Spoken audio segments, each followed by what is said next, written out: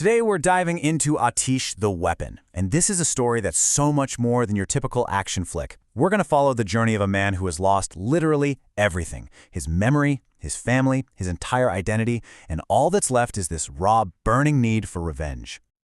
And this really brings us to the absolute heart of the story. Who are you when your memory is just a blank slate? If your past is completely gone, what is it that defines you right now? That's the huge mystery our hero is facing every single morning. So let's meet him. His name is Gotham, and he's basically a ghost living his own life. He's in this quiet, lonely bubble, completely adrift in a world that feels totally strange and unfamiliar. And you really have to get the scale of this loss.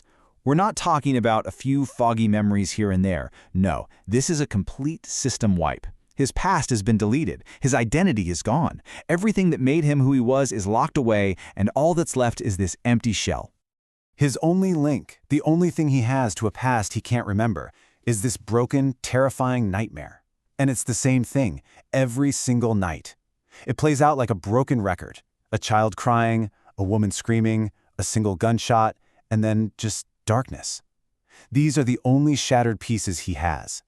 So you can imagine, every morning he wakes up with this just soul-crushing question.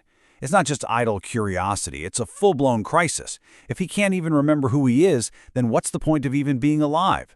This one question is just eating him up inside. But this quiet, empty life he's living, it's about to be completely shattered, because there's something buried deep down inside of him, something deadly, something precise, and it's about to claw its way out. And then, someone finally breaks through all that silence. He meets Maya, and she's the first person to actually look at him, to look past that blank stare and see the incredible pain he's hiding. She becomes way more than just a friend. She's like his only light in a world full of shadows. And this is where everything flips on its head. When a bunch of ruthless killers try to ambush him, something unbelievable happens. The quiet, lonely, innocent man just vanishes. And in his place is a deadly weapon. He fights back with this lethal skill that he has no business having, revealing this terrifying other side to him he never knew was there. So that violent attack, it becomes the key. Gotham realizes he can't just keep living in this void.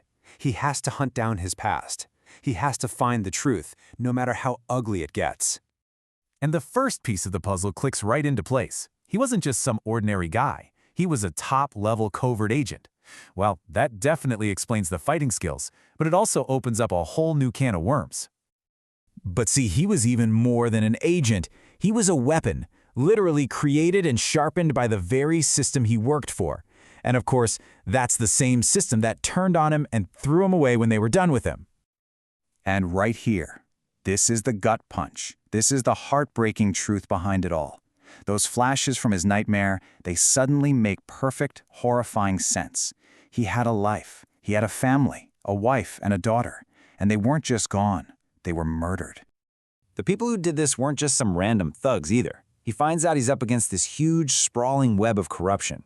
We're talking powerful politicians, vicious criminals, even dirty cops. It's the same shadowy group that killed his family, and now they're hunting him to make sure he stays silent for good. So once the truth is out, everything changes for Gotham. His purpose becomes terrifyingly simple. This isn't a search for answers anymore. This is a one-man war. The hunted has officially become the hunter.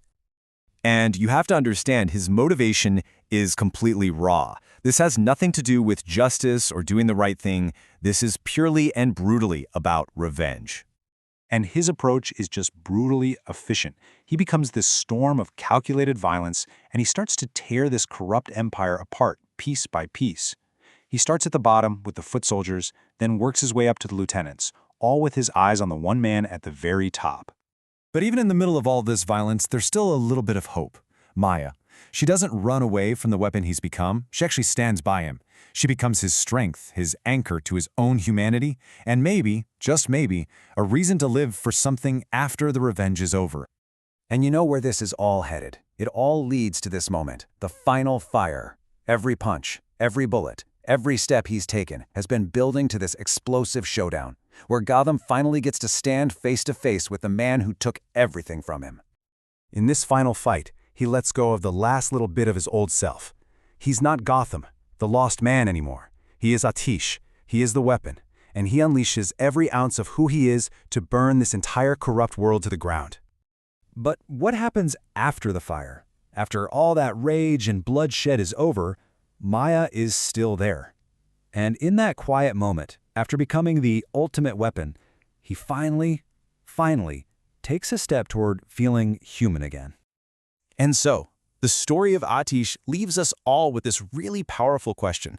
Once that fire of revenge burns out, what's left? You know, when the war is finally over, what do you even use to build a life? What comes next?